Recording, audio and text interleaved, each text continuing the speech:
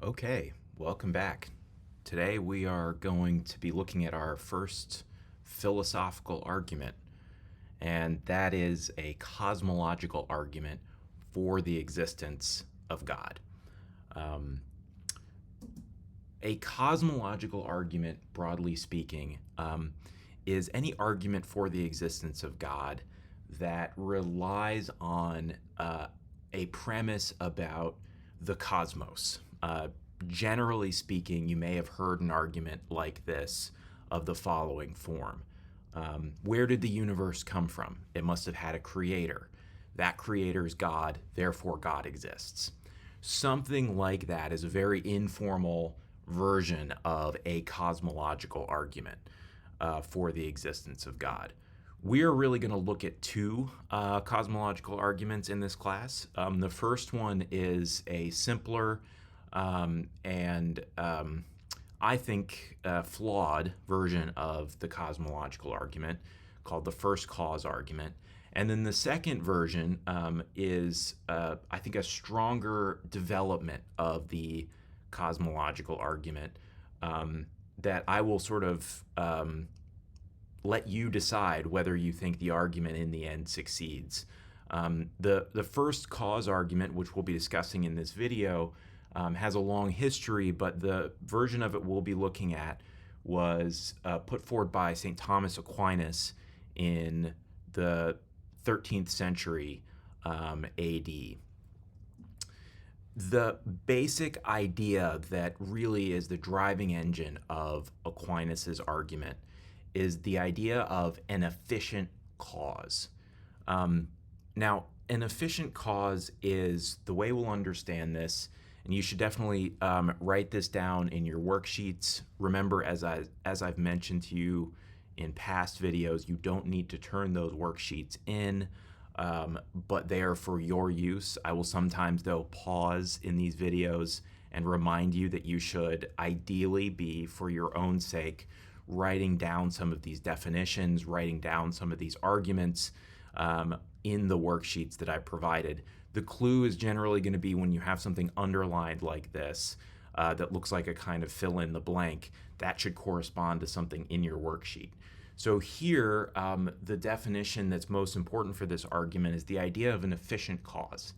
An efficient cause is that which brings a being into existence, or that which causes it to exist. So in this sense, efficient causes are everywhere around us in everyday life. I mean, you and I have efficient causes, for example. My efficient cause is the pair of my parents. So too for you. You have an efficient cause, and that is the pair of your parents. When a craftsman shapes some wood into a table, intuitively what happens there is a new thing is brought into the world. And the existence of the table depends upon or is caused by the work of the craftsman. In the natural world, we see mountain ranges formed by tectonic plate activity. There, the existence of the mountain range depends upon and is causally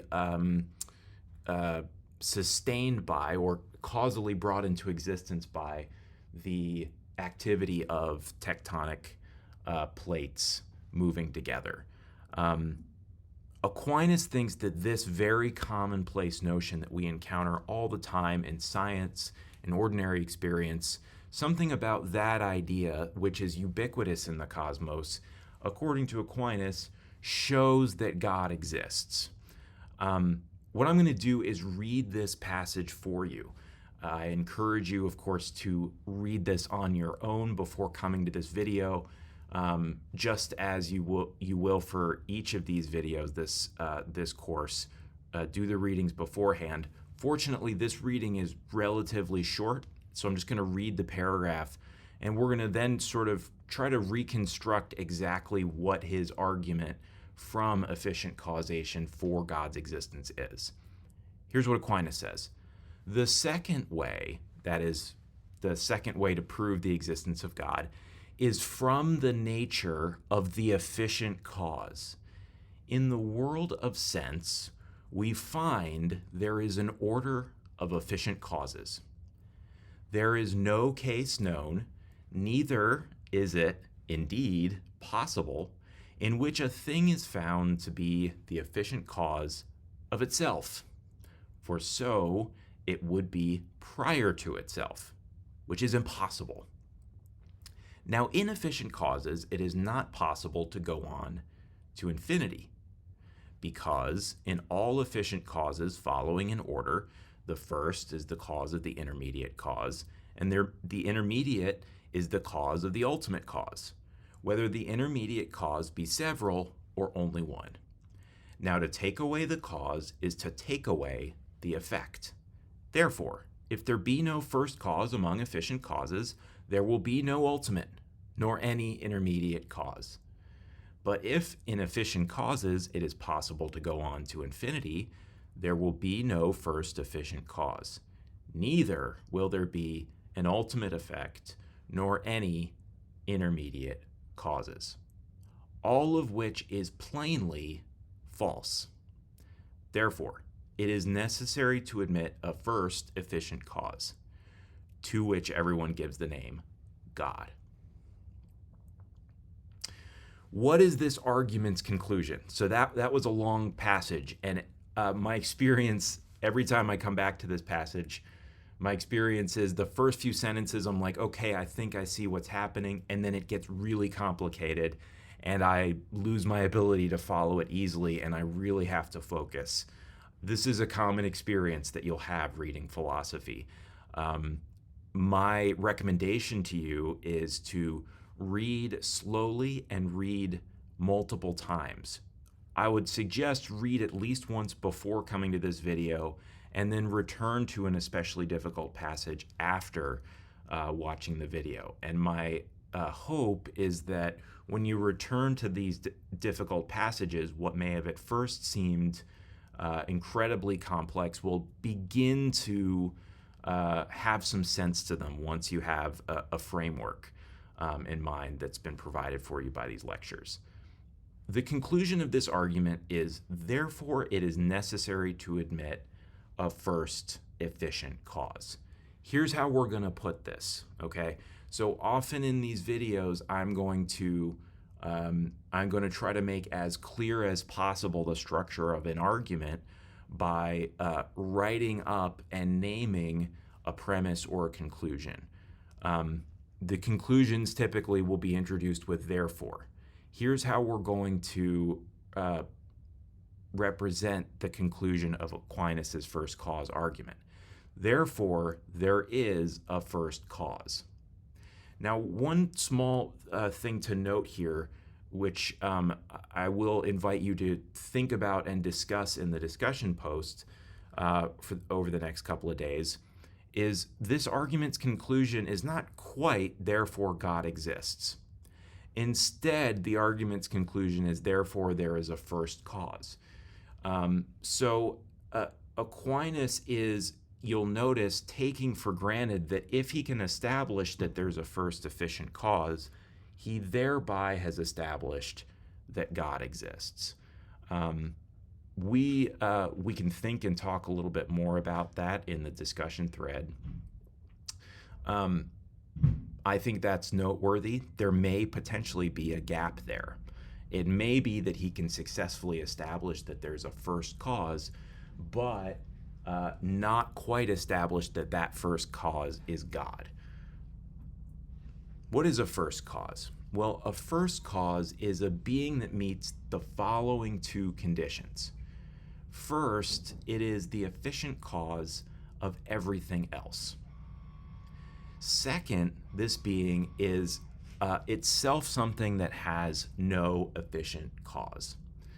A first cause, then, if there is one, would be a being that is, in other words, the creator of all other things that exist, but itself has no creator. That's one way to think about it. Notice that a being has to meet both of these two conditions in order for it to count as a first cause in Aquinas' sense. A being that is the efficient cause of everything else, but also itself has an efficient cause, would not be a first cause according to this definition. So if that's the conclusion of the argument, what are its premises? I mean, last time we noted that arguments are composed of premises and conclusions. And the premises are, in a good argument, supposed to logically support the conclusion.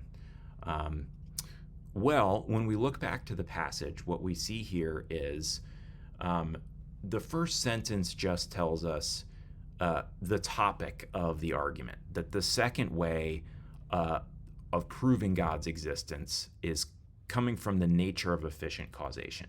That's not itself a premise. The first premise of the argument is this: in the world of sense, we find there is an order of efficient causes.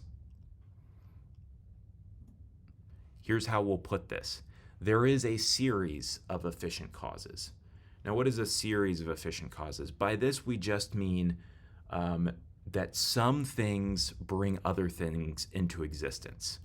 If there's even one instance of efficient causation in the world, then this first premise is true.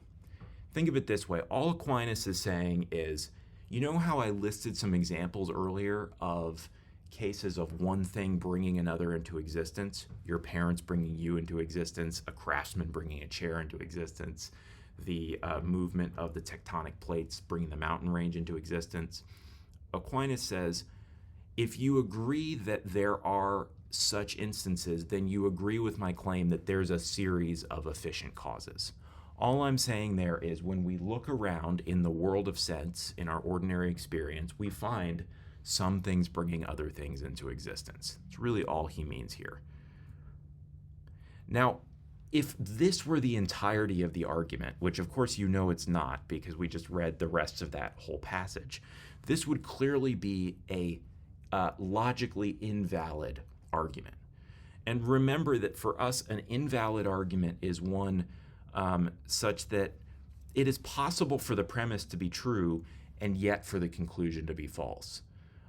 That is, an invalid argument is one in which there's not a sufficiently tight logical connection between the premise and the conclusion.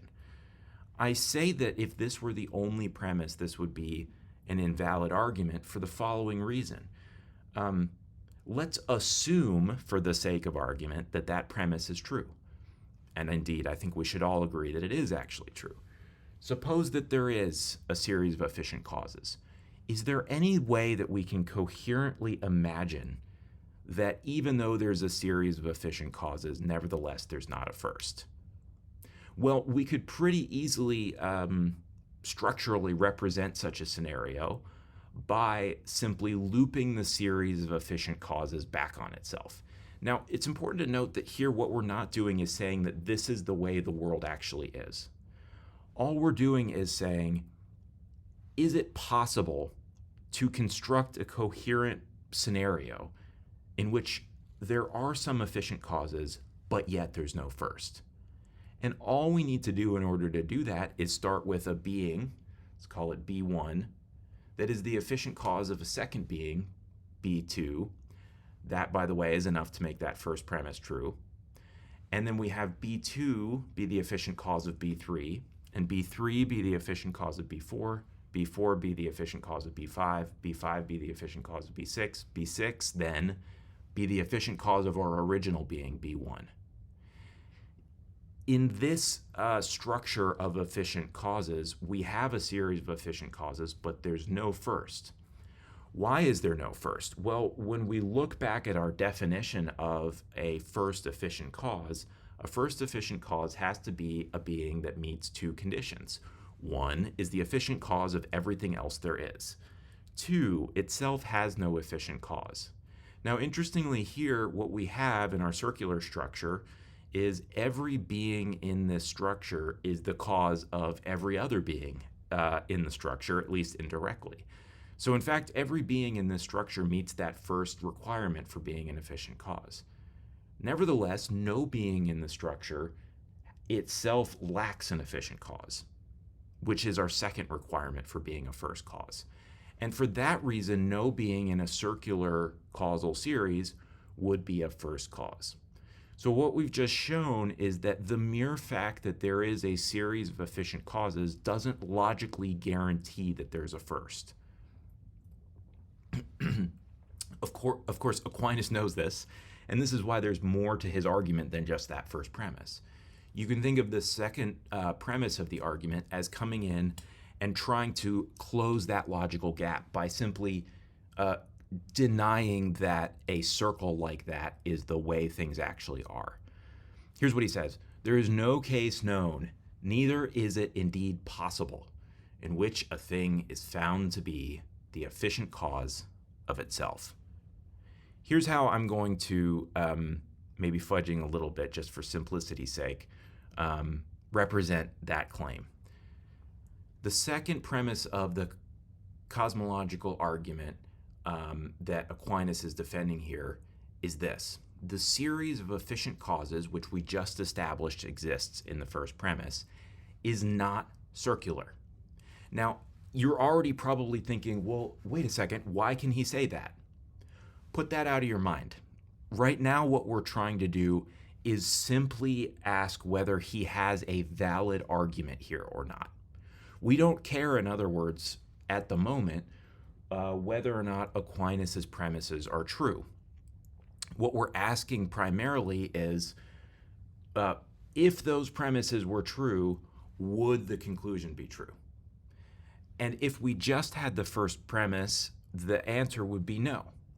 So what we need to do is slot in a second premise, and that second premise, whether it's true or not, is going to bring us closer to a valid argument. So the first premise now says there is a series of efficient causes. The second premise says that series of efficient causes is not circular. Question: if those two premises were true, would that logically guarantee that there must be a first?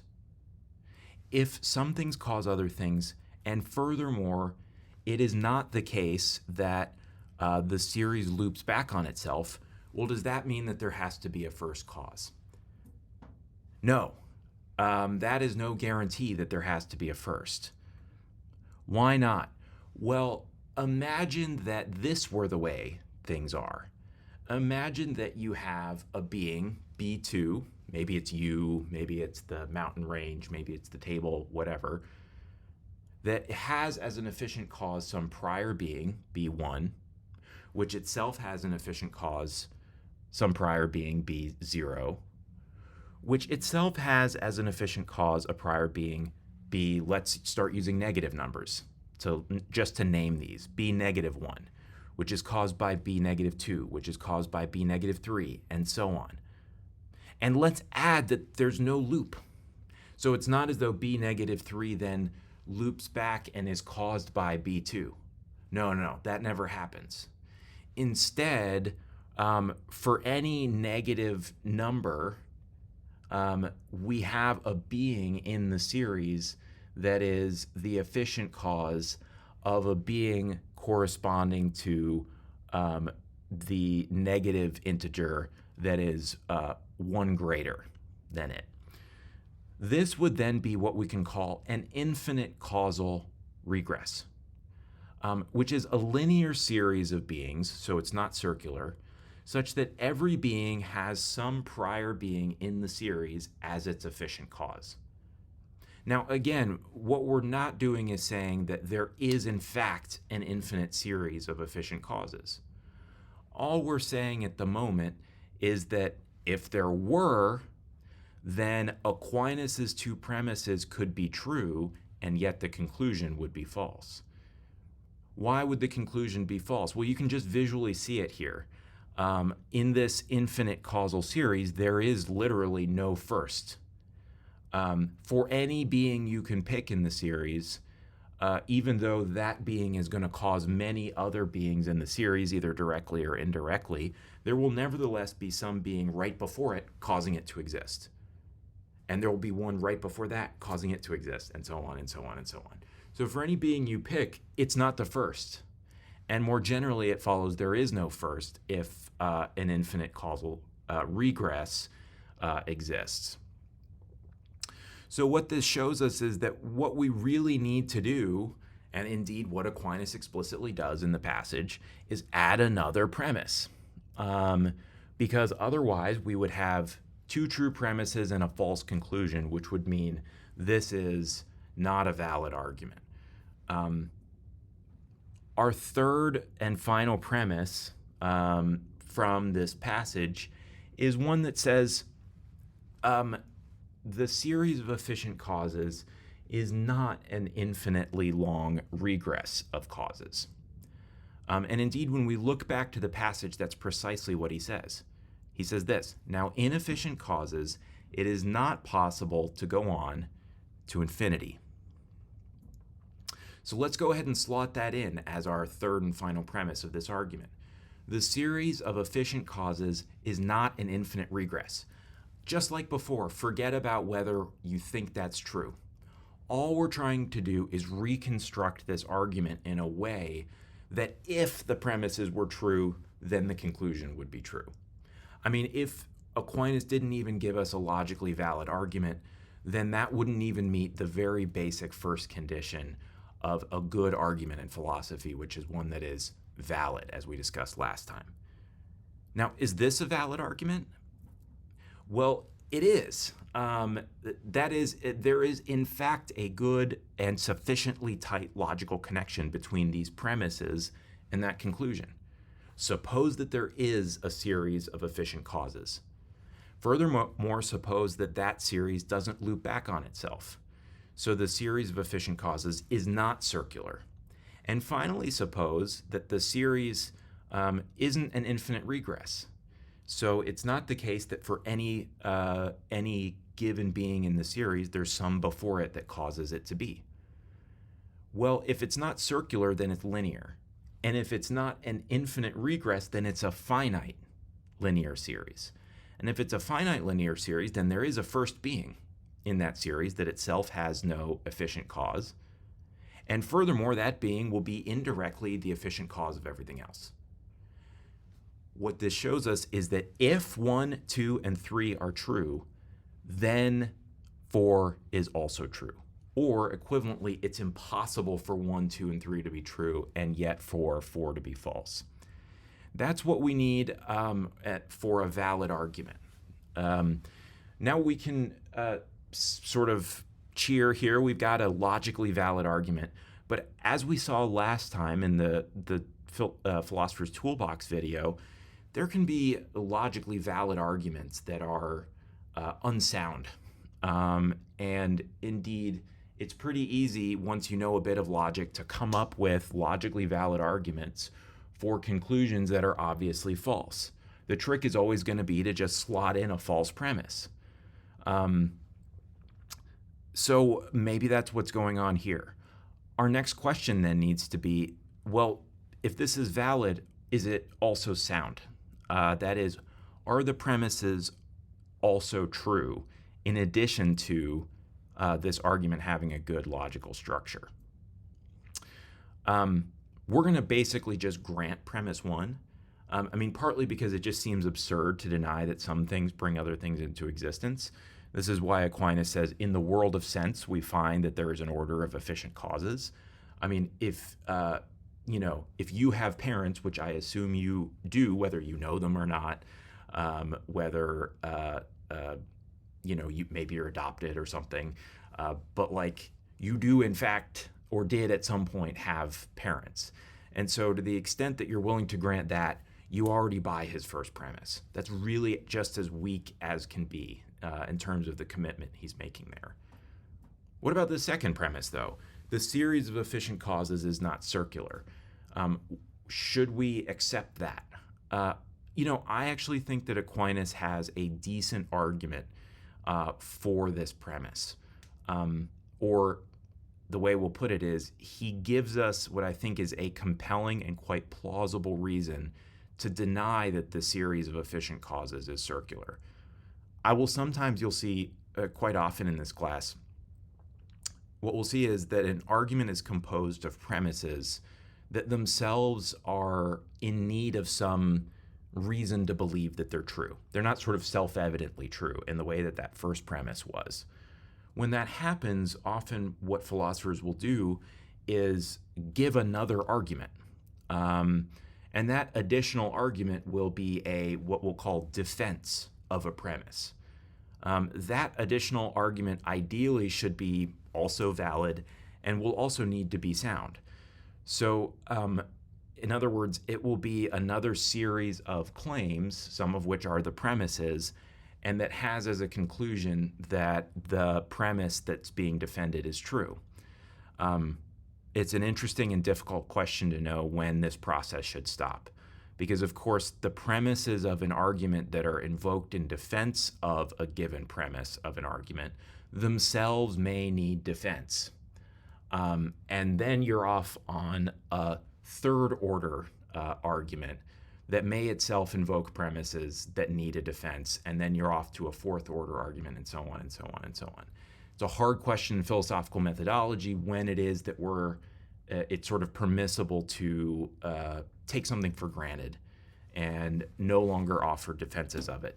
This, though, FC2 doesn't seem like a good place to just say, well, I say it's true and I don't have to defend it. I mean, we drew up a minute ago what seemed like a perfectly coherent representation of the way the series could be.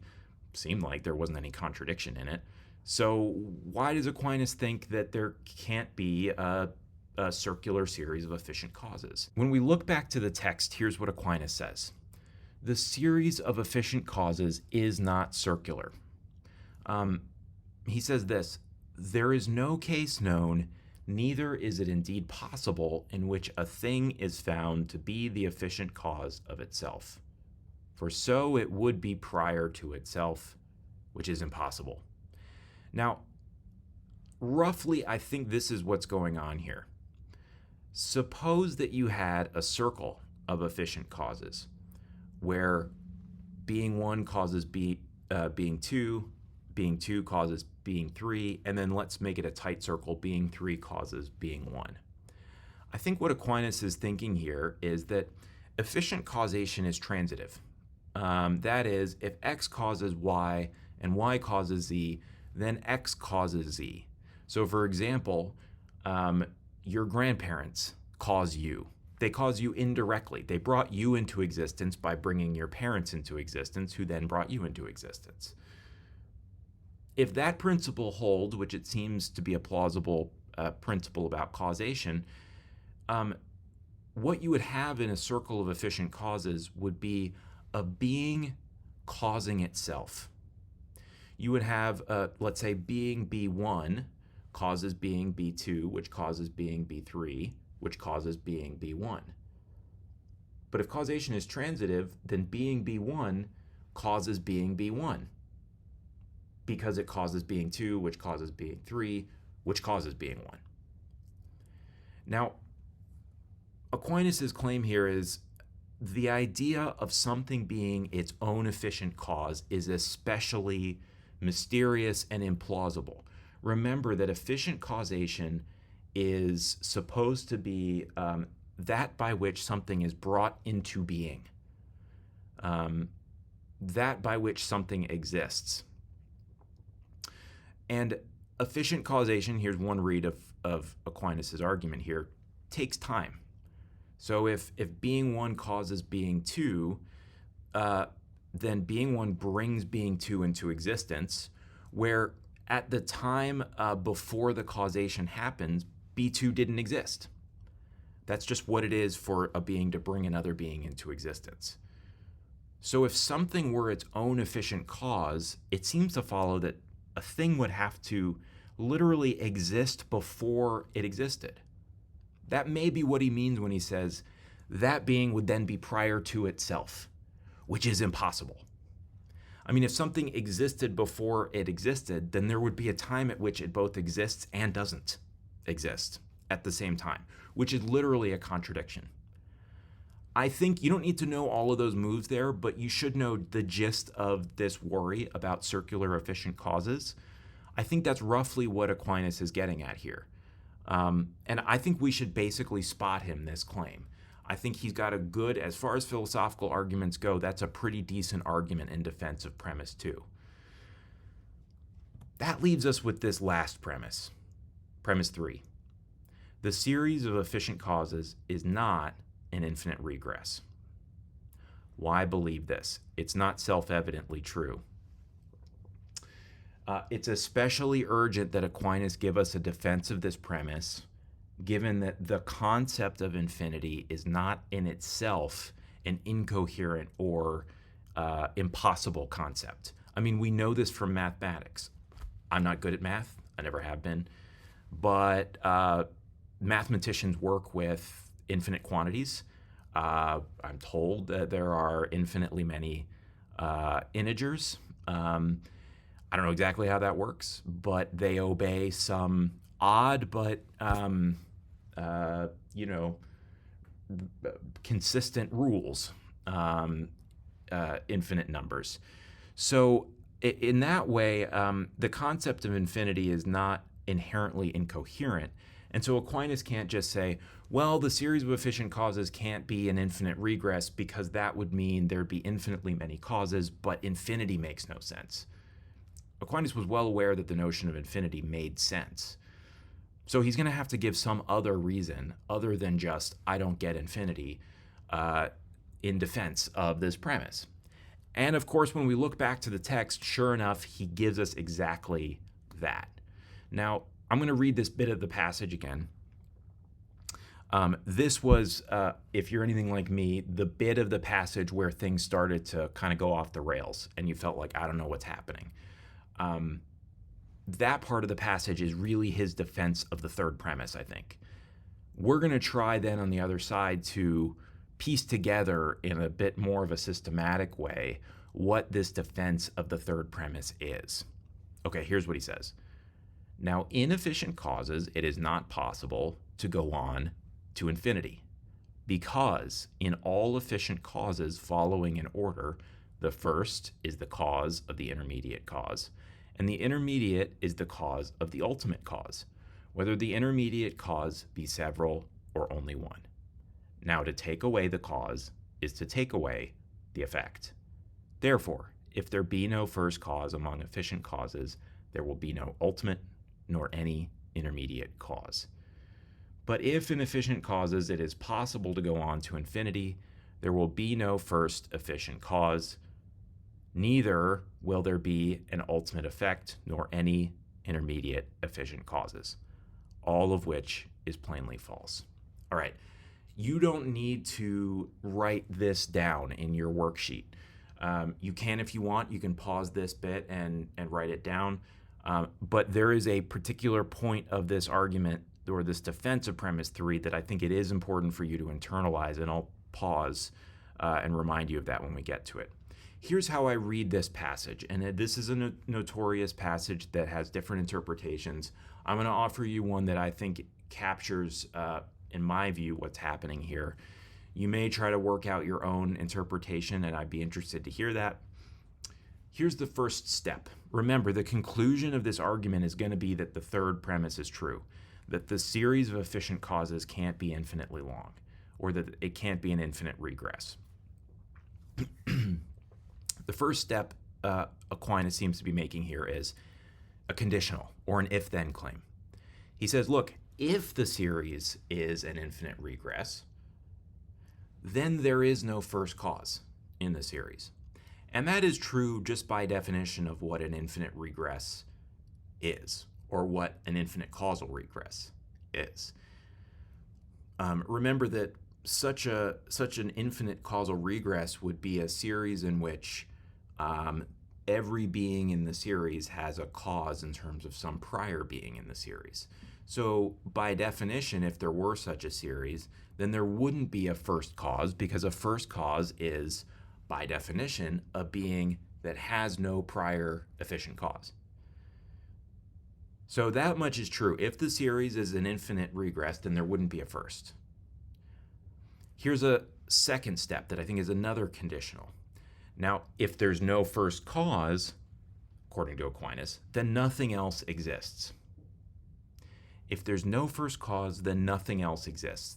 Namely, when he's talking about ultimate and intermediate and all of that, what he's saying is, well, if there's not a first efficient cause in the series to start everything off, then none of the other beings in the series would exist either. Now, when you put those two conditionals together, what we have, the logical form of the first conditional is if P then Q, and then the logical form of the second conditional is if Q then R. It follows that if P then R. That is, it follows that therefore, if the series is an infinite regress, then nothing else exists.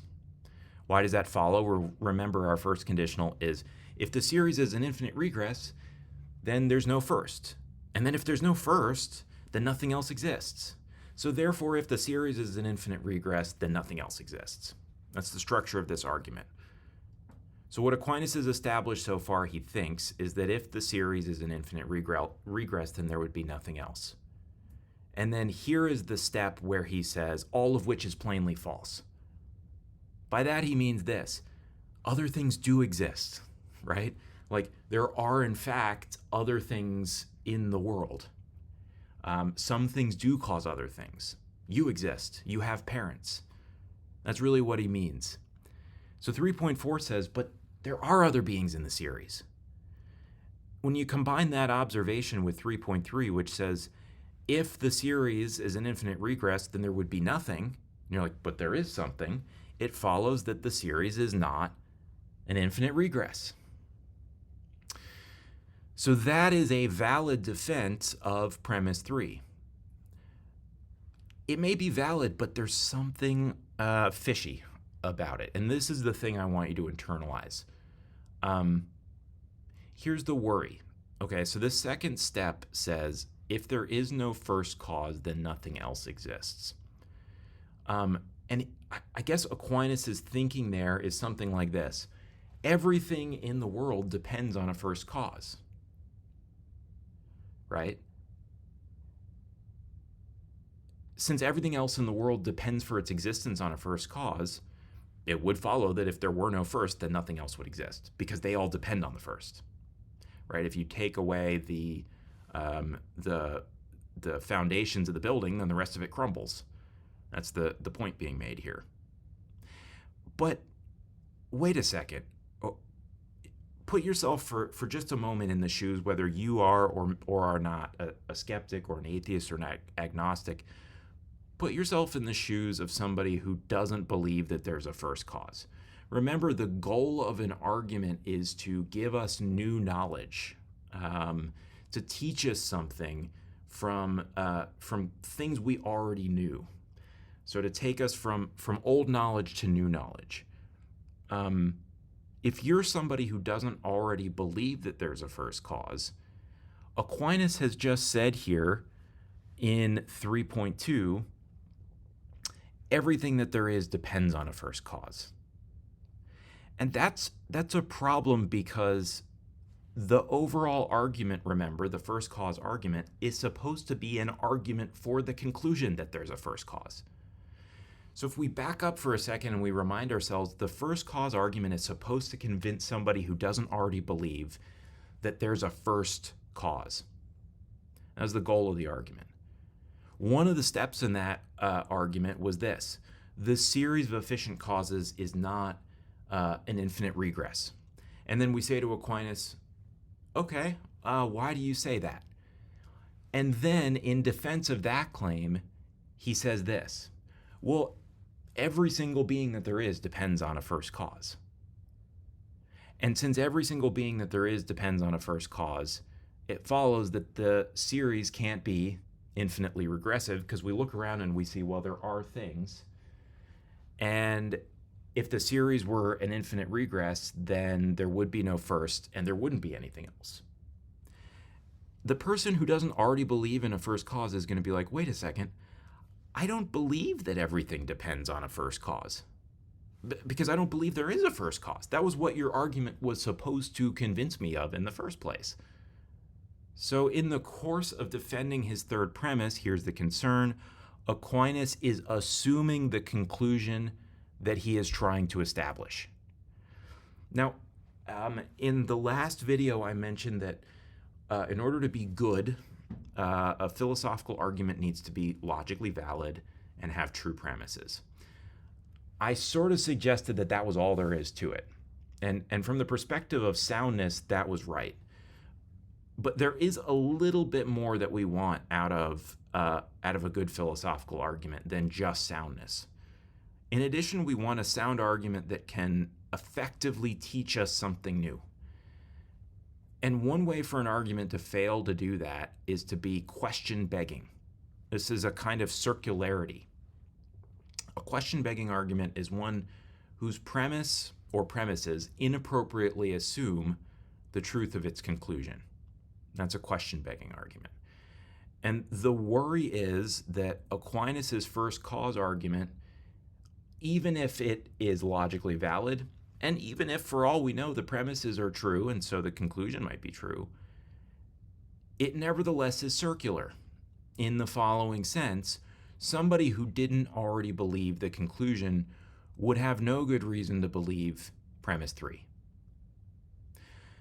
That's a problem if this argument is going to do its job of making converts, not necessarily in the religious sense, but just in the sense of bringing along somebody who didn't already believe in a first cause to see that there's good reason to believe in a first cause. So what we want out of an argument is not just true premises and logical validity, but also independent reasons to believe the premises. That is, reasons to believe the premises that do not assume the truth of the conclusion. The worry is that the third premise of this argument is we have no good reason to believe it if we don't already believe the conclusion of the argument. And so the argument itself becomes useless in that it's question begging or circular. I'm going to leave you with this. This sort of sets up the next version of the cosmological argument. Let's call this the infinite regress objection. The infinite regress objection has sort of plagued cosmological arguments for most of its history. It is especially acute when applied to Aquinas' first cause argument. The objection is this: cosmological arguments rely on an undefended assumption. And that undefended assumption is that the series of efficient causes is not an infinite regress. We could put it a little differently. The cosmological arguments rely on an assumption that hasn't been given a good enough defense. For example, a non-question begging defense. Why think that the series of efficient causes can't just go on forever into the past, such that one thing has a cause in terms of something before it, and so on and so on and so on? Why couldn't that be the way things are? The infinite regress objection says unless and until the theist can give us a non-question begging reason to deny that the series of efficient causes is an infinite regress, we don't have any reason to accept this conclusion, that there's a first cause and so that God exists. The next version that we'll be discussing in the next video is a cosmological argument that tries to bypass this objection. And we'll see what I mean by that next time. See you then.